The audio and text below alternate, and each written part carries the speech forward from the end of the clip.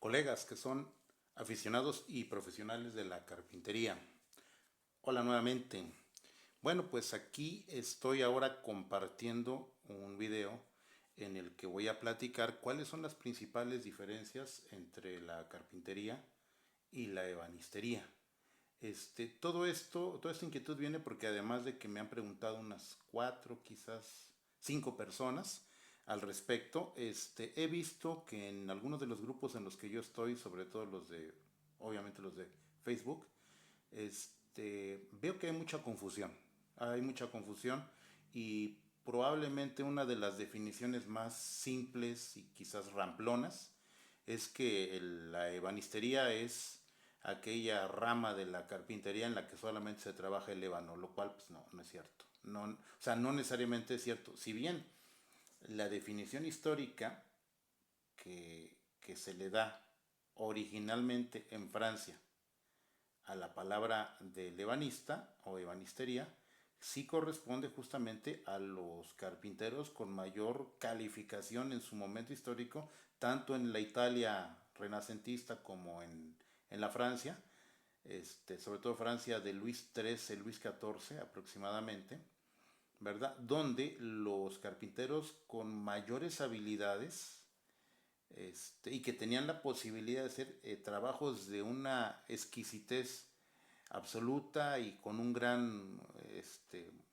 unos grandes terminados, ese tipo de carpinteros entraba en la categoría de ebanistas y solamente eran los que tenían derecho a trabajar las maderas tropicales como el ébano, justamente que en el caso de la palabra, la raíz de la palabra sí se refiere al ébano, pero no cualquier ébano, sino al ébano de la isla de Ceilán.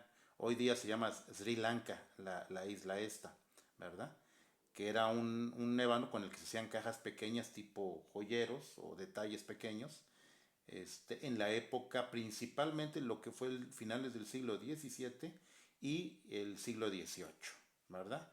Bueno, vamos a ver, vamos a empezar por definir la ebanistería. La ebanistería lo que busca fundamentalmente es trabajar la madera privilegiando justamente la belleza. Entonces lo vamos a poner acá.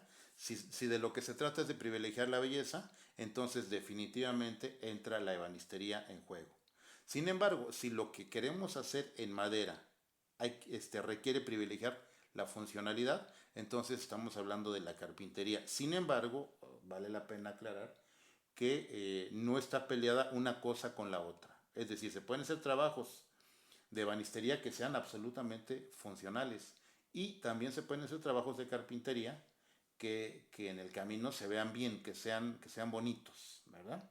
Sin embargo, la ebanistería formalmente ya entra como una de las artes decorativas fundamentalmente. Eso es importante aclararlo. La ebanistería ya entra como una de las artes decorativas o artesanías, si lo queremos ver así, nada más que aquí en este video no va a ser la idea entrar en esa discusión y en ese debate que ya es bastante viejo entre si el ebanista es un artista o un artesano.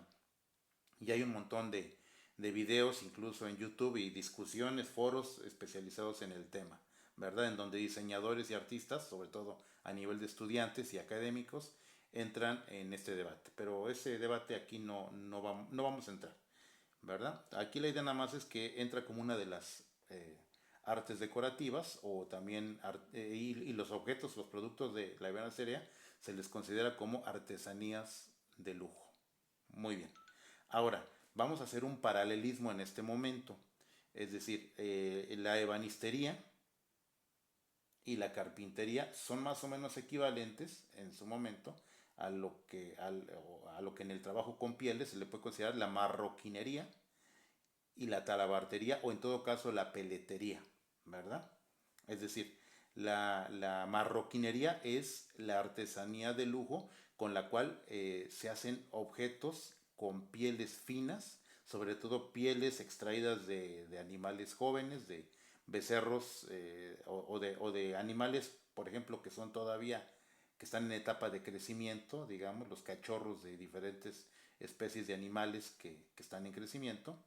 Y la peletería ya se utiliza la piel de animales adultos La peletería finalmente lo que busca hacer son cosas tipo zapatos, abrigos, en fin, ¿no? Y la talabartería lo que busca es trabajar la piel, pero con un criterio de la mayor resistencia posible, sin importar si es bonito lo que, o sea, sin importar la belleza del producto. En la talabartería, por ejemplo, se busca hacer bridas para caballos, asientos para caballos, etcétera, etcétera, etcétera, ¿verdad? Pero la idea es esa. Entonces, si hacemos el paralelismo, la ebanistería es equivalente a la marroquinería, ¿verdad? La peletería es equivalente a la carpintería y vamos a decir que la talabartería es equivalente a la carpintería de tipo rústico, ¿verdad? Más o menos, ese sería el equivalente. Ahora bien, tenemos que también asociar a una serie de especialidades que son realmente otros oficios que siempre están vinculados íntimamente a la ebanistería. Y esto es importante aclararlo porque también me he encontrado muchas personas que consideran que el ebanista es el que llega a darle el terminado final al mueble que hizo el carpintero. Y eso tampoco es correcto, eso no es cierto. Entonces vamos aquí a poner una lista de todos los oficios que están íntimamente vinculados a la ebanistería, que en muchas ocasiones un mismo maestro artesano puede hacer varios de ellos, en algunos casos raros hasta todos. Sin embargo, ya en producciones que son un poquito más grandes, de ediciones limitadas de muebles, siempre se requiere digamos, la mano de obra de especialistas que hagan cada una de estas especialidades. No se le puede encargar todo a una sola persona. Entonces vamos a empezar por aquí. Vamos a ver lo que es el tallado y el calado. El tallado, pues justamente el tallado de la madera, haciendo figuras, formas. Primero se requiere un poco de dibujo y a partir de ahí se va vaciando la madera con gubias para obtener figuras decorativas, en muchos casos muy ornamentales. Es muy frecuente la ornamentación con flores, con lienzos, con banderas, en fin. Y el calado tiene que ver con el vaciar la madera, pero completamente, es decir, atravesada, haciendo curvas y haciendo vaciados también absolutamente decorativos. Luego seguimos con el torneado, ¿verdad? Que es justamente poner las piezas en un torno. Los tornos antiguamente se manejaban con la fuerza de los pies, ¿verdad? Era una fuerza mecánica a partir de los pies y se cortaba con gubias también, ¿verdad? Para obtener piezas cilíndricas, ¿verdad? Y el chapeado de la madera, que es cubrir armazones de madera económica, generalmente de coníferas, de maderas de, por ejemplo, el pino, cubrirlas con capas delgaditas de maderas valiosas. Sobre todo, el ebanista juega mucho con el tipo de vetas. Hay vetas que son tipo dorso de violín, vetas que tienen la fibra cruzada, en fin. O sea, hay muchas maneras de generar un aspecto decorativo sobre el mueble con este tipo de chapas de madera, ¿verdad? Más adelante vamos a ver algunos de los libros en los que podemos ilustrar ese tema. Luego, aquí tenemos el enmarquetado. El enmarquetado también se maneja la chapa de madera, pero en la marquetería lo que se busca es crear patrones o dibujos con diferentes chapas de madera y ahí se aprovecha el hecho de que las diferentes maderas tienen colores y contrastes distintos y eso es utilizado para hacer dibujos e incluso patrones muy agradables. Una de las marqueterías más importantes a nivel mundial es la marquetería española, pero no es la única. También en Francia hubo maestros marqueteros espectaculares, sobre todo en la época de Luis XIV y Luis XV principalmente, ¿verdad? Luego tenemos el emplomado, que se refiere a los vitrales que tienen cañuela de plomo y que están íntimamente vinculados con las vitrinas, ¿verdad? Nada más que las vitrinas ya son el primer ebanista famoso que entra de lleno con el mueble llamado vitrina, el que lo inventa, vamos a decir así, es Thomas Chippendale, un inglés que es de finales del siglo XVIII, básicamente finales del siglo XVIII y un poquito principios del siglo XIX. A él le toca la época, la efervescencia del inicio de la revolución industrial a Thomas Chippendale. Entonces, él es prácticamente el creador de la vitrina tal cual la conocemos hoy día, ¿verdad? Y entonces en las vitrinas vienen algunos cristales con cañuela de plomo que viene soldado y todo eso, se juega con vidrios de colores y se hace otro trabajo que es aparte y ese normalmente sí requiere un especialista en vitrales. Muy bien. Por cierto, tengo yo un hermano que se dedica justamente al vitral emplomado y se ha dedicado muchos años a eso. Luego, otro de los oficios asociados a la ebanistería es el taraseado. ¿Qué es el taraseado? Muchos probablemente no sepan qué es el taraseado, pero el taraseado es la incrustación de objetos que no son de madera a la madera. Estamos hablando de la incrustación, por ejemplo, de bronce, la incrustación de concha de nácar, la incrustación de huesos de marfil. Bueno, el marfil hoy día ya prácticamente estaría prohibido por la amenaza hacia los elefantes, pero vamos a decir que la incrustación de hueso de vaca, por ejemplo, que ese es más o menos común, ¿verdad? Esa es la taracea. Y cuando la incrustación se hace con las mismas maderas, o sea, no chapa, sino se hace una incrustación con maderas de otro tipo y haciendo dibujos también, eso se le conoce como intarsia, ¿verdad? Se llama intarsia, ese tipo de especialidad, ¿verdad? Luego tenemos el dorado actualmente es muy raro, pero se sigue utilizando, se utiliza lámina de oro o también se le llama pan de oro para que las orillas de los muebles tengan justamente ese toque como si fuera oro puro. Y de hecho ha habido algunos muebles de algunos ebanistas que justamente esa lámina es de oro puro de 14 o 18 quilates, pero son los menos, ¿verdad? Luego tenemos lo que es el barnizado. Normalmente en la época de la ebanistería, el siglo de oro de la ebanistería realmente es el siglo XVIII, es decir, de 1701 a 1799. Es el siglo de oro de la ebanistería y más adelante vamos a ver por qué.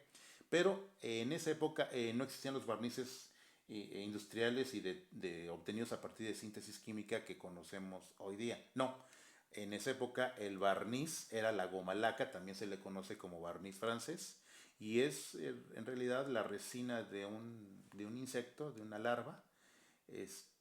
No me acuerdo el nombre científico de ese animalito, pero viene de las zonas boscosas de la India, las zonas selváticas y boscosas de la India. A partir de ahí se obtiene es como la excreción de ese insecto y eso se deja de secar y se convierte en hojuelas. Esas hojuelas se disuelven en alcohol, en etanol, y con eso, mediante una muñequilla de algodón industrial, se va barnizando en un sentido y luego en otro sentido, etcétera, etcétera. Eso es lo que se le conoce como barniz francés, que hoy día, que yo sepa, solamente son los lauderos y los luthiers, es decir, las personas que hacen guitarras, instrumentos de cuerda, violines, chelos, bajos, contrabajos, son los únicos que siguen utilizando de manera frecuente lo que es la goma laca o barniz francés. En inglés lo pueden ustedes googlear y encontrar como shell lac, ¿verdad? Entonces, a eso me refiero con el barnizado. Hoy día los barnizados son mucho más fáciles.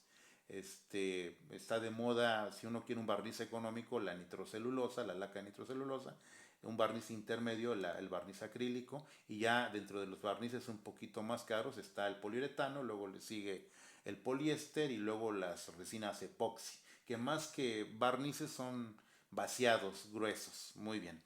Luego tenemos lo que es el restaurado, que el restaurado sí es una especialidad de la ebanistería porque se requiere reparar y rehacer muebles de acuerdo a los cánones originales y a los estilos originales. Y normalmente un carpintero echa a perder un mueble de un ebanista clásico.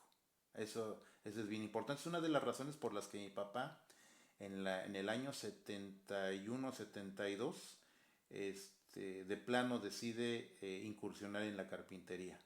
Yo tendría 1 o 2 años de edad cuando él trata de arreglar unos muebles que le dejó mi abuelo, o sea, más bien los mandó a arreglar, y el primer carpintero dijo que no se aventaba a hacerlos, eran muebles de ebanistería de principios del siglo XX, y el segundo le hizo un trabajo, vamos a decir, muy mal hecho, vamos a decir un trabajo de porquería.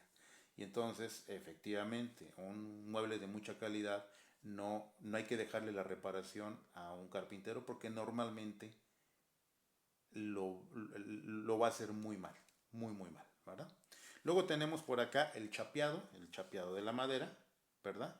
Perdón, aquí lo estoy repitiendo, pero bueno, ya hablé del chapeado, lo repetí, pero bueno, no pasa nada. Seguimos. Y ahorita toca ver el punto de cuáles son los materiales sobre los cuales trabaja principalmente el carpintero, ¿verdad? Ya dijimos hace un ratito que tanto el talabartero como el peletero trabajan con cuero de animales maduros, ¿verdad? Porque lo que se busca en muchas ocasiones es resistencia y en algunos casos el peletero trata de que quede muy bien los productos que él está haciendo, que pueden ser zapatos y abrigos y cosas de piel. Pero en el caso de la marroquinería, que se trabaja con pieles de animales, de animalitos que son jóvenes, ¿verdad? En su etapa, vamos a decir, de sus primeros años de vida. En el caso, vamos a decir, de la diferencia entre la ebanistería y la carpintería, también se utilizan en general materiales diferentes, por lo menos al día de hoy. Y también desde el inicio, ¿verdad? Desde que se acuña la palabra ebanista en la Francia del siglo XVII y siglo XVIII, ¿verdad? El ebanista originalmente sí trabajaba con la madera de ébano a cuentagotas, pero sí se le daba acceso a esa madera. Pero ya cuando empieza la importación de maderas americanas a Europa, sobre todo la caoba que llaman española o caoba cubana, y también la caoba hondureña, que son dos especies diferentes. Entonces, la ebanistería optó, evidentemente, por trabajar la mayor parte de los muebles en caoba. Estamos hablando de los muebles franceses y los muebles ingleses de finales del siglo XVIII, ¿verdad? Entonces, vamos a ver. En el caso de la carpintería, principalmente se trabajan las maderas suaves. Las maderas suaves provienen prácticamente en términos generales de la clasificación de las maderas que son coníferas o que biológicamente se les conoce como gimnospermas, ¿verdad?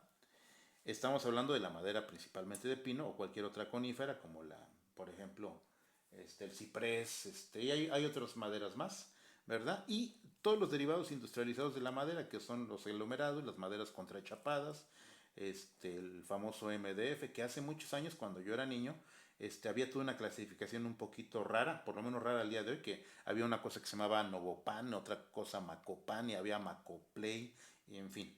Pero esas palabras ya dejaron de utilizarse y simplemente vamos a llamarle derivados industriales de la madera. Muy bien, y por otro lado, nos vamos para acá.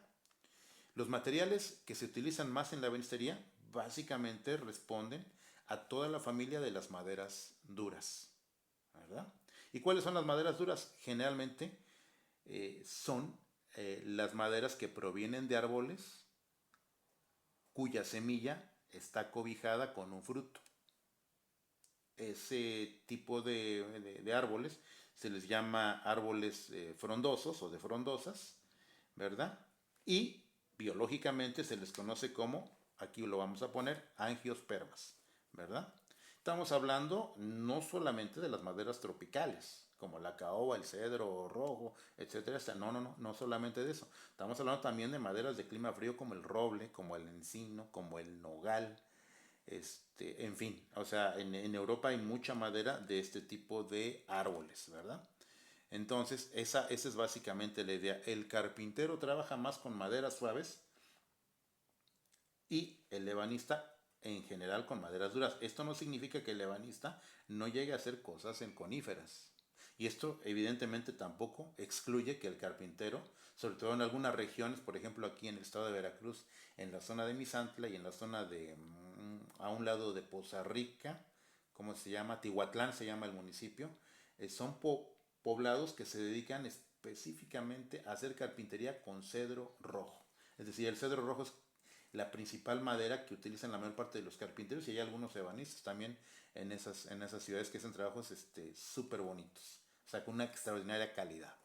Muy bien. Entonces, pues ocurre que cuando veo videos de algunos colegas, algunos con la mejor de las intenciones, que tratan de explicar las diferencias entre la carpintería y la ebanistería, pues resulta que terminan, por un lado, de confundir más a los que saben poquito, y por otro lado, a los que saben algo, se generan discusiones porque de eso poquito que cada quien sabe, sobre todo de manera local, la palabra ebanistería toma diferentes significados. Es decir, un ebanista probablemente en Argentina no sea lo mismo que en Uruguay o no sea lo mismo en Perú o no sea lo mismo en algunas zonas de México. Eso es muy interesante, o incluso en algunas zonas de España. Yo recuerdo que hace como un mes, en un grupo de Facebook, un carpintero español me decía que el ebanista era el que barnizaba, punto. Era de la zona sur, no sé, de alguna zona sur de España, ya con costa al Mediterráneo. Está bien, esa es su opinión, pero sin embargo la ebanistería está sumamente bien definida. E incluso yo no soy de la idea de autonombrarse ebanista cuando uno hace mueble fino. No esa no es como mi idea. En el mejor de los escenarios es conveniente que los clientes sean los que asuman si uno es carpintero o ebanista, en el mejor de los escenarios, y en todo caso tendría que ser un cliente con un poquito más de entendimiento y de conocimiento por el mueble, ¿verdad? Pero, por otro lado, también hay una escuela de ebanistería en México en donde sale uno titulado como técnico artesano en ebanistería, y ahorita vamos a hablar de eso. Pero por lo pronto, lo que es interesante es que yo he tratado de detectar y de preguntar a los que a los colegas que me han platicado que saben bien lo que es la ebanistería, les pregunto, oye, y a ver, platícame, algún ebanista famoso que conozcas, dame dos, tres nombres. Y el 95% de los colegas que están vinculados con la madera no sabe decir ni un solo nombre, ni uno solo de un ebanista famoso. Y el 5% más o menos siempre me nombra a Thomas Chippendale. Por alguna extraña razón parece que es el único ebanista que conocen, ¿verdad? Entonces vamos a ir viendo algunos ebanistas famosos, ¿verdad? Vamos a empezar yo creo que el artífice de los principales muebles de Luis XIV, no es el único, pero fue el más visible en la época de Luis XIV, que es André Charles Bouyer, del cual hablé un poquito en el video anterior, que tiene que ver con las patas de cabra, la pata cabra, porque él es uno de los que reintroduce el estilo de la pata de cabra, reintroduce ese estilo que proviene de los griegos, por un lado, al mueble vamos a decir, finales del siglo XVII y principios del siglo XVIII en la Francia de los Luises. Muy bien, luego tenemos por acá a Charles Crescent, ¿verdad? Él es ligeramente posterior a André Charles Boyer, también es francés, ¿verdad? Él prácticamente es el ebanista principal del estilo Luis XV.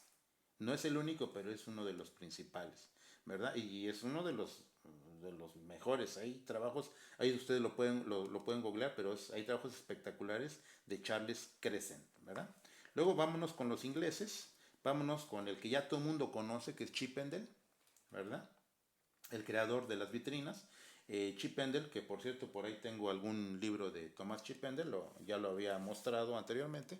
Aquí tengo esta obra maravillosa de Chippendale, que este señor es el creador realmente, vean ustedes aquí, de las vitrinas, ¿verdad? Además, sus muebles atraviesan por tres etapas creativas, con tres diferentes influencias. La primera influencia, que es la que él conoce y trabaja originalmente, es la influencia de el mueble Reina Ana, que de ahí viene, con patas estilo pata de cabra, ¿verdad? Entonces aquí viene toda una descripción. Evidentemente este libro está en inglés y habla del legado de Thomas Chippendale y de la maravillosa herencia que nos deja, ¿verdad? Luego atraviesa por el estilo chinesco y algunos otros estilos diferentes, ¿verdad? Tiene tres etapas constructivas.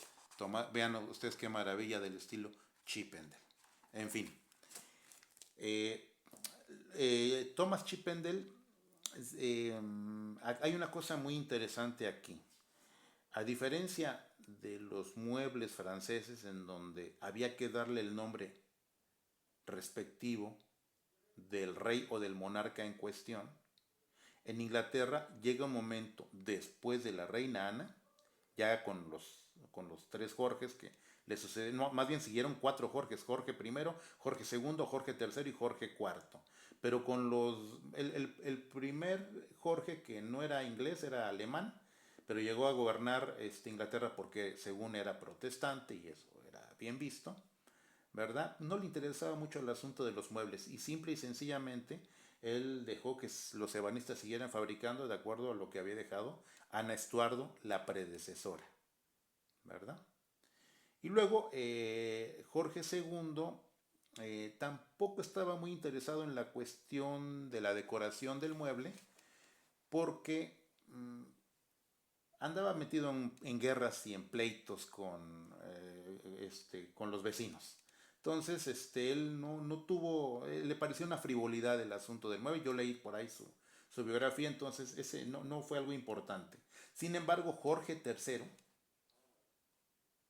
¿verdad? Que fue el rey, el monarca inglés que pierde las colonias inglesas de Estados Unidos, lo que después se convirtió en Estados Unidos. Él la cedió finalmente, permitió la independización, digo, costó sangre y fuego, pero permitió.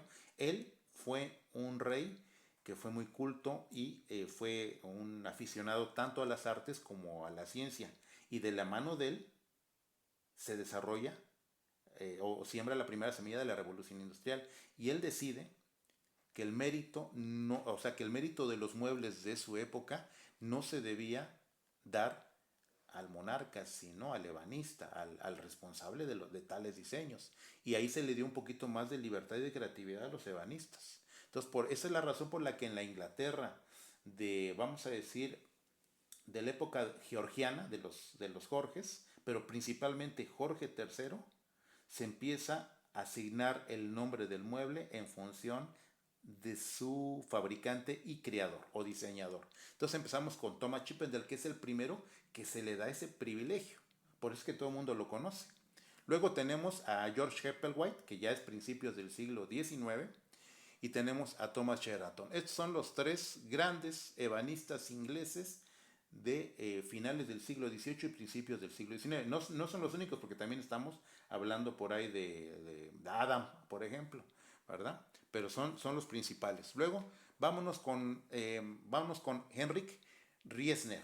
Él fue vamos a decir, el ebanista, fue alemán, pero trabajó haciendo muebles para la corte francesa y fue el ebanista personal de la condesa de Provenza, ¿verdad? Aunque muchas otras personas de la nobleza francesa en el siglo XVIII requerían los servicios de este señor, pero él hacía joyeros y hacía cosas exquisitas, ¿verdad?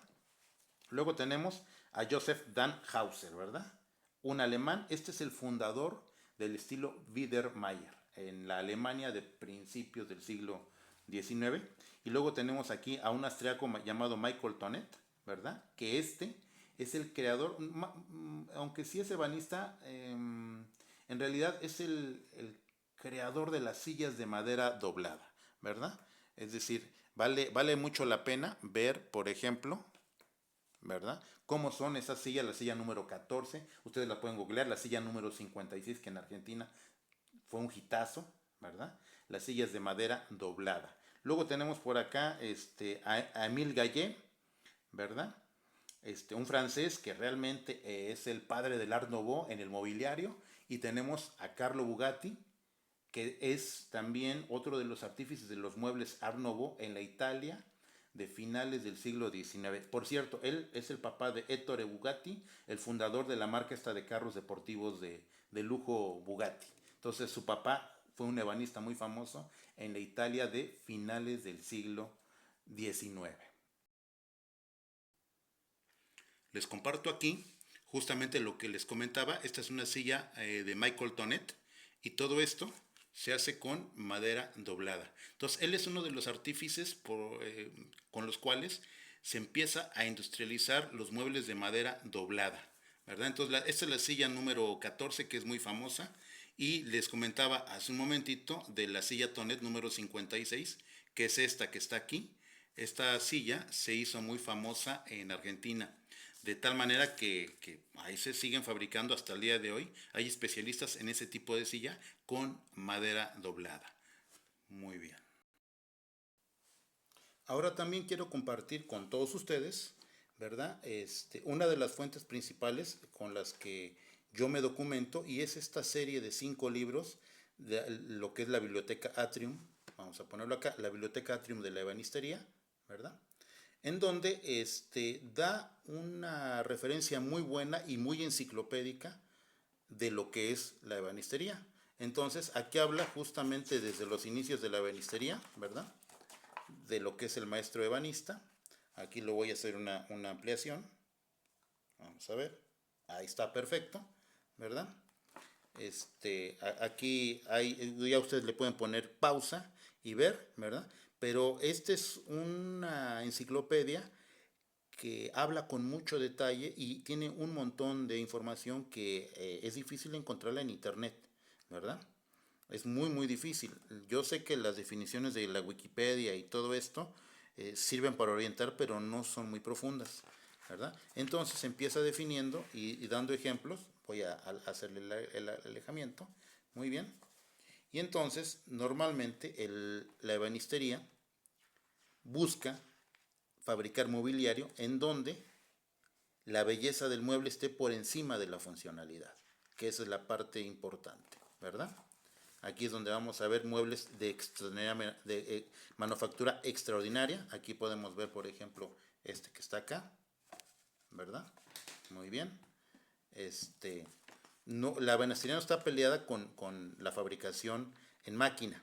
Eso es importante señalarlo, ¿verdad? Entonces aquí en esta primera parte habla tanto de la cuestión de la moda, habla también de la escuela del minimalismo alemán de principios del siglo XX, lo que es la escuela de la Bauhaus, por ejemplo, ¿verdad?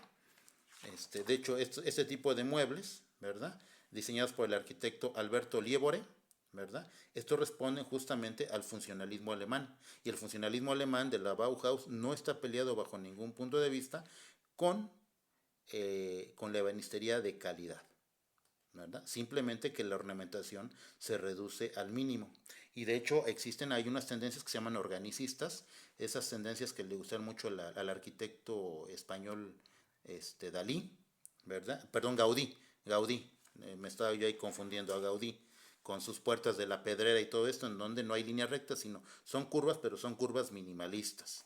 Muy bien, aquí vamos a ver estas sillas, también de tipo minimalista, con curvas tipo organicistas, ¿verdad?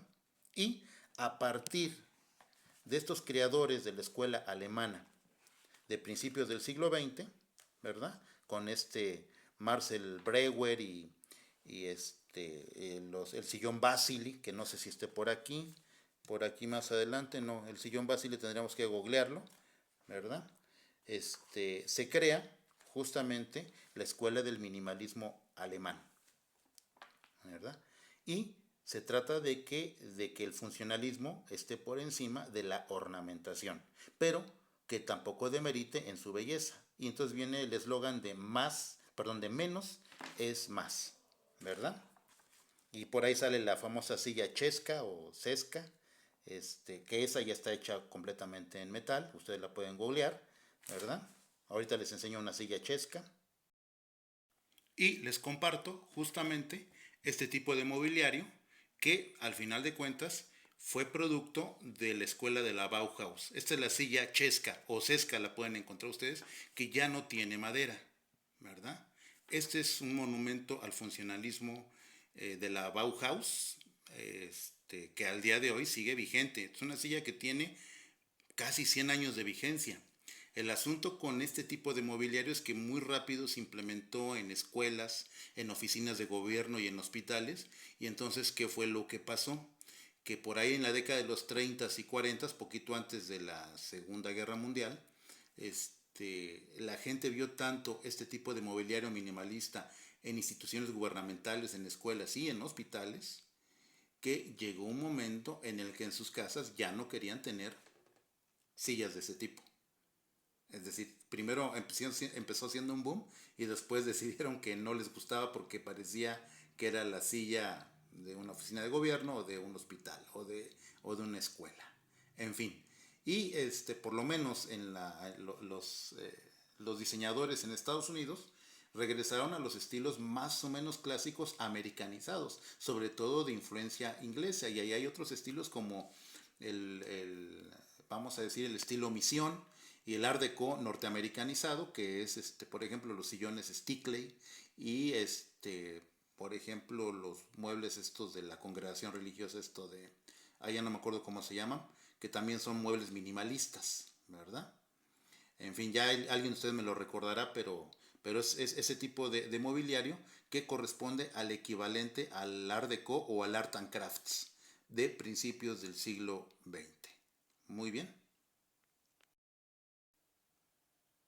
Y aquí les comparto la famosa silla Basili, que fue diseñada por un ebanista alemán, Marcel Breuer, y ustedes van a decir, ah, caray, pero pues si esa silla se ve evidentemente que no es de madera, está hecha toda con tubería de acero, doblado, y con lienzos de tela tensada.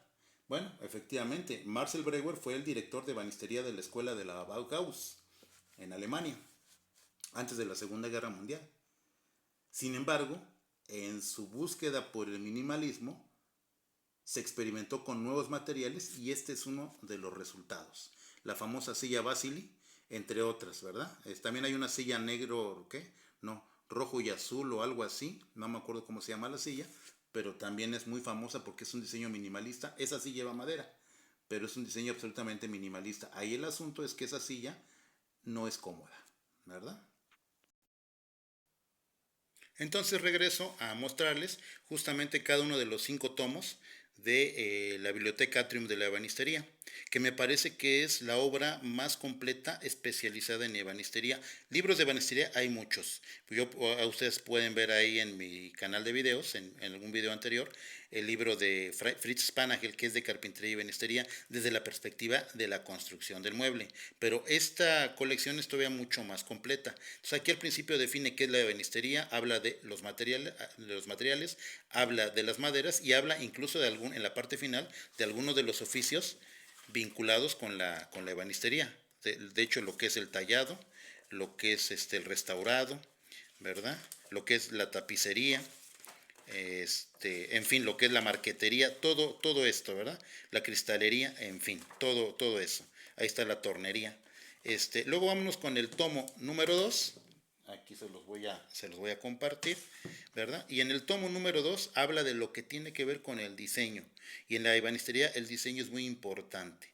Normalmente a un maestro ebanista, el cliente lo busca por lo que él puede ofrecer y por el estilo que él desarrolla. Sin embargo, en la carpintería se da más que el carpintero tiene que adaptarse exactamente a lo que necesita el cliente, ¿verdad? Es decir, el carpintero, en términos generales, se adapta más y propone menos que lo que hace el ebanista. Es decir, en el caso del ebanista, el cliente es el que se adapta más a lo que el ebanista puede proponer. En general es así, ¿verdad? Muy bien. Es el tomo 2. Hablan también del tema de, perdón, lo que es el presupuesto y lo que es la economía de la ebanistería, porque es complicado, es bastante complicado. Y en la parte de proyectos hablan de la importancia del dibujo que tiene que tener un ebanista. El dibujo es importantísimo. Vamos a ver acá, vean ustedes las proyecciones ortogonales y hay incluso proyecciones con punto de fuga, pero el dibujo y la matemática que debería idealmente dominar un ebanista es importante, ¿verdad? Entonces, habla con todo detalle de lo que es el dibujo técnico por un lado y por otro lado el dibujo de croquis a mano alzada, ¿verdad? Ahí está, muy bien. Lástima que aquí este tipo de hoja que es de mucha calidad hace que con la iluminación brille mucho, ¿verdad? En fin, también se vale el dibujo por computadora, ¿verdad? Que actualmente se utiliza mucho el SketchUp para hacer renders o dibujos previos a un proyecto, aunque eso se utiliza mucho para closets y cocinas integrales. Con el tomo número 3, ¿verdad?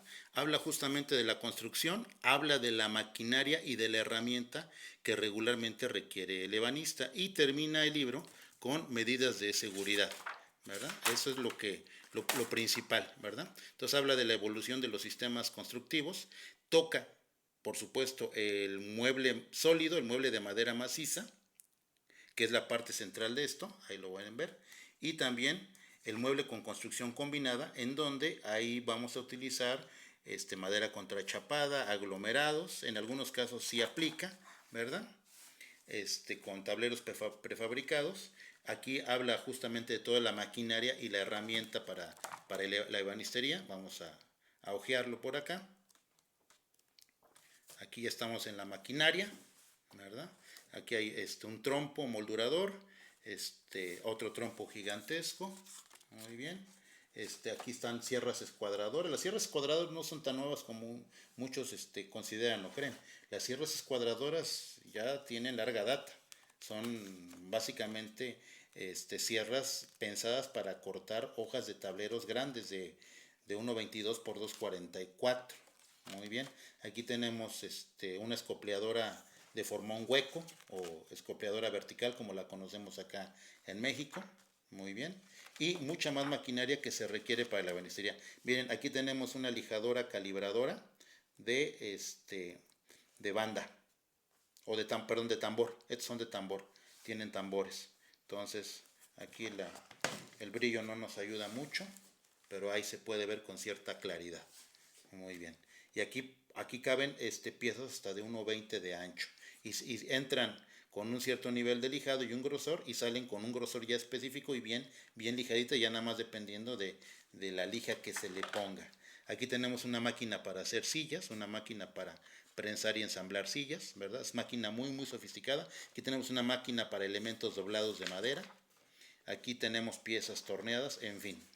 Explica muy bien todo esto. Y la parte final del libro, evidentemente, llega con las máquinas, vamos a decir, la maquinaria eléctrica portátil, tanto la eléctrica como la neumática. Y obviamente hacen mucho énfasis en la marca Virutex, porque esta enciclopedia pues es española. Y la marca estrella de ellos es justamente la empresa Virutex de herramienta. Bueno, muy bien, vámonos con el cuarto libro. En el cuarto tomo, justamente tenemos una parte que es importante, que todo ebanista que se digne de ser ebanista y que se diga o se autonombre ebanista debería dominar por lo menos. Es decir, que sepa algo sobre el mueble y sus diferentes estilos. Y eso requiere varios años de experiencia. Esto no se aprende de la noche a la mañana. O sea, realmente estudiar los estilos del mueble, que son un montón, pero los más importantes puede llevar algunos años. Tampoco se pretende que el ebanista sea un experto conocedor de la historia del mueble. No tiene que ser necesario eso. Si lo conoce está muy bien, pero sí tiene que saber identificar algunos de los principales estilos por los detalles que los distinguen, ¿verdad? Y en ese sentido, este libro es bastante bueno, ¿verdad? Entonces, justamente habla y da un detalle de los diferentes estilos de muebles, ¿verdad? Cómo diferenciar, ¿verdad? En función de las épocas, por ejemplo, aquí acabo de ver un vargueño español. ¿Dónde lo vi? Lo vi por acá atrás. Por acá está, aquí está. Este es un vargueño español. Esto es equivalente, esto en su momento era como una caja fuerte de lujo que estaba montada en una mesa, ¿verdad? Y este vargueño español está lleno de incrustaciones de concha de nácar y de hueso. Esto se le conoce como taracea justamente, ¿verdad? Y estos se llaman fiadores, ¿verdad? Que le dan cierta rigidez ahí y estructura sólida a las patas. Muy bien, entonces aquí el libro justamente nos, nos da una idea de los diferentes estilos del mueble. Es muy difícil en un solo tomo, es muy difícil hacer un recorrido enciclopédico de los estilos del mueble. Ahí en ese sentido, yo le sugiero un grupo en Facebook, o no sé si es grupo o es página, que habla del mueble antiguo europeo. Es un grupo fabuloso, muy bueno. Ahorita les enseño una imagen desde mi teléfono, ¿verdad? Que si quieren profundizar más en el mueble clásico europeo, hay un grupo en Facebook específicamente para eso y está en español. Muy bien. Entonces, en ese sentido, este cuarto tomo es muy bueno. Miren esa maravilla de secretier, estilo, ese puede ser inglés, ¿sí? Con madera de nogal, qué maravilla. Muy bien. Entonces, estos son los estilos clásicos. Y todo el cuarto tomo de la Enciclopedia de la Ebanistería trata justamente de lo que es el mueble y sus diferentes estilos. Ahora vámonos con el quinto tomo. En el quinto tomo se toca a profundidad el tema de la restauración de muebles antiguos y se toca con detalle lo que tiene que ver con los acabados y también con alguna cuestión que tiene que ver con los pegamentos, ¿verdad? Entonces, también es complementa muy bien, ¿verdad? Aquí está el índice y vamos a ojearlo brevemente porque no quiero hacer tampoco tan largo esto, pero habla muy bien. Por ejemplo, aquí está la muñequilla que se utiliza para el barniz francés, que siempre se diluyen las hojuelas de la goma laca en alcohol, ¿verdad? Y aquí se hace ya un estudio de cómo restaurar muebles antiguos y que queden con calidad, de los chapeados, de los torneados, etcétera, etcétera. Habla también de la herramienta que se tiene que tener, que es importante las rasquetas, ¿verdad? De la pasta para tapar los poros, lo que es el resanador que conocemos hoy día, en fin. Entonces, vale mucho la pena esta enciclopedia, la biblioteca Atrium de la ebanistería, ¿verdad? Y aquí ya habla de los terminados y los barnices, finalmente. Muy bien. Ahora, yo para finalizar este video soy de la idea de no, de preferencia de evitar autonombrarnos ebanistas si realmente nos está faltando mucha formación. Esa es una sugerencia en todo caso que yo les doy, a menos de que seamos egresados de la única escuela de ebanistería que está bueno, esa escuela de artesanías que está en la Ciudad de México, que yo conozco en México, y seguramente en algunos otros países de la América Latina existe algunas escuelas de ebanistería, no lo dudo, y también en Europa. Pero en la Ciudad de México existe la Escuela de Artesanías que depende del Instituto Nacional de las Bellas Artes y la Literatura. INVAL se llama este instituto que es de gobierno. Y ahí, entre otras disciplinas artesanales, está la disciplina de la ebanistería, que tiene un plan de estudios que se concluye a lo largo de 3 años, ¿verdad? Y en esos 3 años se estudia desde lo que es dibujo, se estudia la historia del arte, se estudia la historia del mueble, ¿verdad? Se estudia un poco de matemáticas parecidas a las que yo estoy aportando en algunos de la serie de videos justamente de matemáticas para el carpintero, ¿verdad? Y muchos más detalles, es decir, es una carrera técnico-artesanal, que se estudia en la escuela que está en la calle de Chocongo, en la colonia Tránsito, me parece que es. Es muy cerquita, para los que les interese y vivan en la Ciudad de México, está muy cerquita del metro San Antonio Abad. Y es una calle que es paralela a la calzada de Tlalpan. No está muy lejos del metro San Antonio Abad. Entonces, ahí se estudia la carrera de ebanistería. Si a alguien le interesa, ahí ustedes pueden entrar a su página de internet y ver cuáles son los requisitos para entrar a la carrera de ebanista. Pero para finalizar, yo considero que si uno no es egresado de esa escuela, no, y no lleva muchos años en el ramo de la ebanistería, y no conoce mucho de la historia del mueble, de los estilos, no domina mucho cómo trabaja la madera, conviene no autodenominarse ebanista, por muy bonito que de vez en cuando le salga a uno un mueble, ¿verdad? Ahora, yo en lo personal, yo creo que la mayor parte de mis ingresos, yo diría que el 80-85% de mis ingresos en el taller son más relativos a la carpintería. En algunos casos carpintería de buena calidad, de buena manufactura, en algunos casos carpintería, vamos a decir, de la económica, de la que se hace lo más rápido posible y sin mucho detalle. Y yo diría que alrededor de un 15% sí estoy en el terreno de la ebanistería. ¿Cuál es el problema con la ebanistería? ¿Por qué no se puede hacer mucha ebanistería hoy día? Porque no todos los clientes están dispuestos a pagar y no todos los clientes aprecian que uno se lleve mucho tiempo con un mueble, que uno le meta mucho detalle a un mueble. Son muy pocas las personas que piden una cola de Milano en los cajones, en una unión de madera sólida. Entonces, bajo esa perspectiva, es muy difícil la ebanistería. ¿Cómo? Ramo comercial, evidentemente hay clientes para todo, pero los clientes de la ebanistería son los más difíciles de encontrar, evidentemente, no son tan fáciles. Pero ya con el tiempo uno se puede aclientar, uno puede tener ya algunas personas que lo conocen uno, incluso de otras localidades, y entonces ya le hablan a uno justamente para cosas muy, muy específicas, cosas que uno puede o sabe hacer. Yo en lo personal no tallo, pero cuando hay que tallar, siempre tengo a alguien por ahí, algún conocido que le puedo encargar algún trabajo de tallado, de no sé, algún escudo de alguna heráldica, algunas flores, algunos lazos, en fin. ¿Verdad? Esa es la idea, si es que se requiere. Sin embargo, hay que considerar en el presupuesto final la mano de obra del tallador, y el tallador cobra caro, no es nada barato.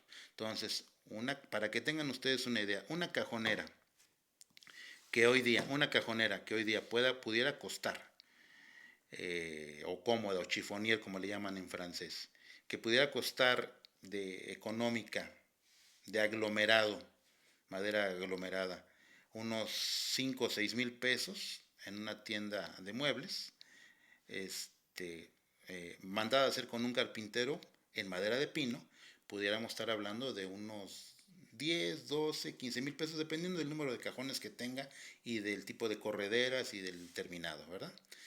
Y una cajonera ya hecha en madera tropical por un carpintero, pues tampoco con tanto detalle, podríamos estar hablando un equivalente a unos 20,000 pesos, 25,000 pesos. Pero una cajonera hecha ya de manera exquisita, entonces ya se multiplica el precio por 10, ¿verdad? Es decir, estamos hablando de una cajonera de 250,000 pesos, como los trabajos que hace la empresa esta de Alfonso Marín y compañía en la Ciudad de México, que es un taller de banistería que hace ediciones limitadas de mobiliario que se vende en Estados Unidos, se vende en Grecia, se vende en Francia. Ustedes entren a su página de Alfonso Marina y van a ver a lo que me estoy refiriendo, ¿verdad?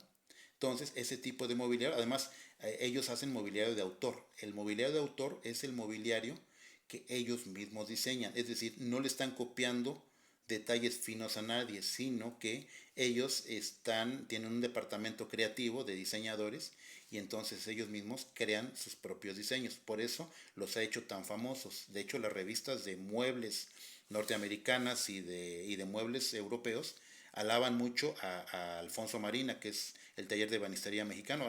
Alfonso Marina, ya que yo sepa, ya no está trabajando. Es el que estaba al frente del taller era su hermano. Pero realmente es un taller que tiene cerca de 300 trabajadores, un poco menos, un taller grande. Es un taller grande, incluso ellos mismos hacen sus propios herrajes. O sea, los herrajes no se los compran a nadie. Tienen su taller de torno para hacer sus propios herrajes y tienen un sistema que es único de ellos para hacer que el mueble nuevo salga con con ese toque de envejecido.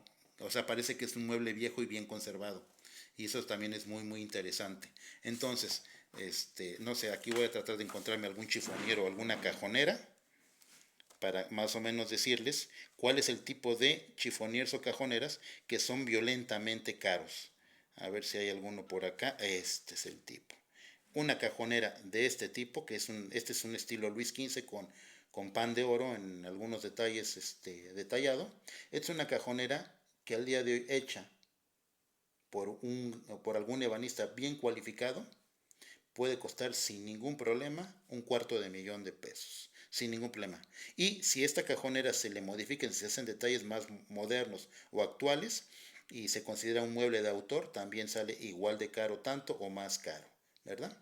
Entonces espero con este video haber aclarado algunas de las dudas que tienen que ver con la diferencia entre la ebanistería y la carpintería, ¿verdad?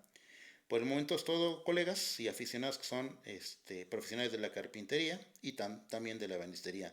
Nos vemos pronto. Chao.